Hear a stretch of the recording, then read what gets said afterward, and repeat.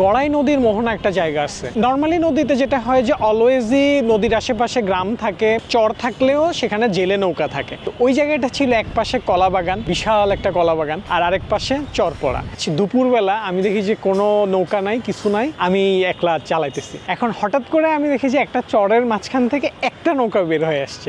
তো আমি ওই একটা সিঙ্গেল নৌকা দেখে আমি একটু ভয় পাই গেছিলাম। একটু সামনে যাওয়ার পরে আমি দেখি যে একটা লোক গেঞ্জি আর প্যান্ট পরা। তা আমি এটা দেখে খুবই ভয় পেয়ে যাই। আমি গিয়ে ওনাদেরকে এভাবে বললাম যে ভাই, অনেকক্ষণ থেকে আসছি, কোনো মানুষজন দেখতেছি না, আমার একটু ভয় লাগতেছে, আপনাদেরকে দেখে কাছে আসলাম। এটা বলার পরে আমি জানি না আসলে ওনারা ভালো মানুষ কি খারাপ মানুষ, তারা যে কোনোটাই হইতে পারে। ওনারা আমাকে এমনভাবে ট্রিট করছে যে ওনারা সর্বোচ্চ চেষ্টা করছে আমাকে এটা ফিল করানোর যে ইটস ওকে, হ্যাঁ কোনো ভয় নাই। তো দেন আমি যখন চাঁদপুরের মোহনার কাছাকাছি আসি, সুরেশ্বরের পর থেকে হচ্ছে নদী অনেক বেশি উত্তাল হয়ে গেছে। সুরেশ্বর পার করার পরে মোহনার কাছাকাছি চলে আসছি, সেখানে বেশ ভালো উত্তাল ছিল, কিন্তু এমন কোনো পয়েন্ট হয় নাই যেখানে আমার মনে হয়েছে যে সার্ভাইভাল সিচুয়েশন, এমন না। আর আমার কাছে হচ্ছে লাইফ জ্যাকেট ছিল, কায়াকের মধ্যে একটা ফ্লোটিং ডিভাইস ছিল। আকাশের মানে মেঘ যখন ফর্ম করে তখন তো এটা বোঝা যায়। তা আমি যেটা করতাম যে ওই টাইমগুলোতে আমি অলওয়েজ একটা ক্যালকুলেট করতাম আর কি, যে 2 মিনিটের মধ্যে 3 মিনিটের মধ্যে যাতে আমি তীরে আসতে পারি। মোহনাগুলাই আসলে ইন্টারেস্টিং ছিল।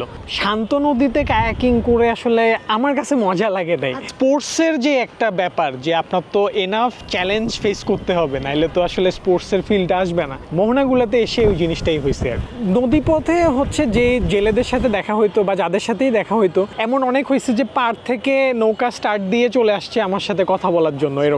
এরকম 2-3টা জায়গায় হয়েছে যে আমি জেলে নৌকা আমার সামনে পড়ছে, ওনারা এসে কথা বলতেছে, দেন আমাকে হচ্ছে বারবার বলতেছে ওনাদের সাথে ভাত খাওয়ার জন্য। আমার শুরুর দিকে তেমন একটা সমস্যা হয় নাই, শেষের দিকে যখন আসছি তখন হচ্ছে একটু ব্যাক পেইন হচ্ছিল। একটানা কায়াকিং করার জন্য পেইন হয় নাই, পেইনটা যেটা হয়েছে যে সকাল থেকে কায়াকিং করতেছি, দেন বিকাল হইতে হইতে একটা ফ্যাটিগনেস আসাটা, যেটা দুর্বলতা আসাটা, সেটার জন্য। গড়াই নদীর মোহনাটা যেটা বললাম, সেখানে আমি হচ্ছে ডলফিন দেখতে পাই। মানে আমি অনেকগুলো দেখতে পাই দূরে দূরে, বাট একদম আমার কায়াকের 100 বা 150 ফিট দূরেই আমি একটা ডলফিন দেখতে পাই। বাট এটা আমার হচ্ছে ক্যামেরায় আসে নাই, কারণ আমার ক্যামেরাটা তো আমি সবসময় বডিতে মাউন্টেড রাখতাম। আমরা সুনামগঞ্জে গিয়েছিলাম 2023-এর দিকে। তো আমরা একটা মজার কাজ করছিলাম, আমরা সুনামগঞ্জ থেকে একটা নৌকা কিনেছিলাম, ট্র্যাডিশনাল নৌকা। ওই নৌকাটা কিনে আমরা নৌকাটা চালায়ে ব্রাহ্মণবাড়িয়া পর্যন্ত আসছিলাম। ব্রাহ্মণবাড়িয়া এসে আমরা আবার ওই নৌকাটা বিক্রি করে দেই। এই পুরা জার্নিটা খুবই ইউনিক ছিল। আমরা দুজনেই ছিলাম, আমরা হচ্ছে পুরা জার্নিটা বিভিন্ন জায়গায় থাকছি। ওই ট্রিপটাতে আমি ফার্স্ট রিয়েলাইজ করি যে আমাদের দেশের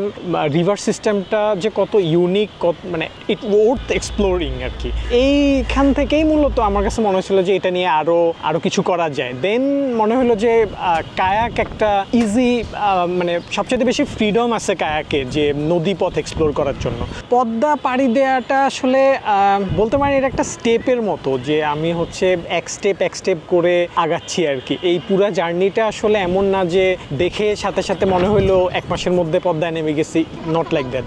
আমি 2-3 বছর ধরে একটা স্টেপ আগাচ্ছিলাম আর কি। তো আমি প্রথমে ভাবছিলাম মৈনট ঘাট থেকে চাঁদপুর আসবো। ঈদের সময় একটু বেশি টাইম হাতে পাইছিলাম, তো আমার মনে হলো যে রাজশাহী থেকে কেন না, রাজশাহী থেকেই শুরু করি, যত দূর যাইতে পারি। ঈদের ঠিক একদিন পরে আমি বাসা থেকে বের হয়ে যাই একটা লোকাল বাসে করে, কায়াকটা ছাদে তুলে আমি প্লাস আমার 2টা বন্ধু, আমরা 3 জন মিলে গেছিলাম। আমাদের প্ল্যান ছিল যে ওরা আমার সাপোর্ট হিসেবে থাকবে, জিপিএস লোকেশন শেয়ার করা থাকবে, ওরা হচ্ছে আমার লোকেশনের কাছাকাছি ডিস্টেন্সে বাই রোড মুভ করবে। আমরা শুরু করি হচ্ছে রাজশাহীর আইবাদ একটা জায়গা থেকে, সকালবেলা স্টার্ট করি আমরা। সেটা ছিল হচ্ছে জুনের 10 তারিখ। 2 ঘন্টা চালানোর পর দেখি যে আমার যে সাপোর্ট টিম তারাও কাইত, আমিও কাইত। বিকালবেলার দিকে আবার শুরু করি। তো সেই দিন 4 ঘাট পার করে একটা জায়গায় রাতে থাকি। তো ওই দিন আমরা ডিসাইড করি যে এই রোদে আসলে দিনের বেলা চালানো সম্ভব না, তো প্রতিদিন দুপুরের পর থেকে চালাবো, এটা ভাবি। প্রথম 3 দিনের অবস্টাকেল আসলে এটাই ছিল, প্রচন্ড রকমের রোদ। সিলাইদহ এসে যেটা হয় যে আমার যে সাপোর্ট টিম ওরা আসলে মেন্টালি এক্সস্টেড হয়ে গেছিল। মুনিমার জিসান সিলাইদহ থেকে ব্যাক করে, দেন পরবর্তী 7 দিন হচ্ছে আমি একলাই ছিলাম।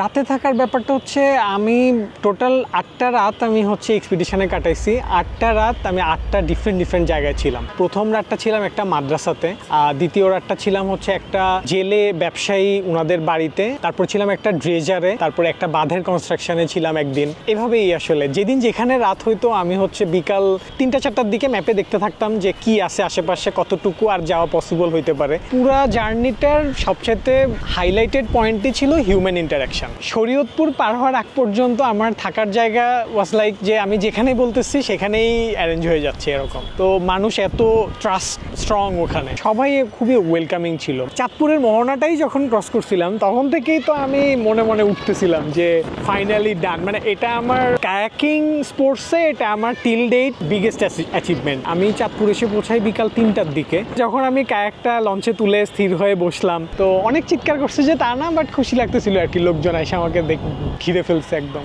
এটাই যে কই থেকে আসছি, কেন করতেছি এইসব আর কি। আমার কাছে একটা জিনিস মনে হয় যে ধরেন আমি স্পোর্টসের মানুষ, স্পোর্টসটা আমার কাছে ফার্স্ট প্রায়োরিটি। আমার পয়েন্ট অফ ভিউ থেকে আমার কাছে যেটা মনে হয় যে ধরেন আমরা নদী বাঁচানোর কথা বলি, আমরা পরিবেশ বাঁচানোর কথা বলি, কিন্তু আসলে এই জিনিসগুলা হয় না যদি আপনি মানুষকে পরিবেশের কাছে নিতে না পারেন। আমার কাছে মনে হয় যে যেই স্পোর্টসগুলা মানুষকে নেচারের কাছে নিয়ে যায়, যেমন ধরেন মাউন্টেনিয়ারিং বা কায়াক বা হচ্ছে সাইক্লিং, লং ডিস্টেন্স সাইক্লিং, এই স্পোর্টসগুলা আরও বেশি এগুলাতে মানুষকে ইনভলভ করা উচিত, এগুলাকে প্রমোট করা উচিত।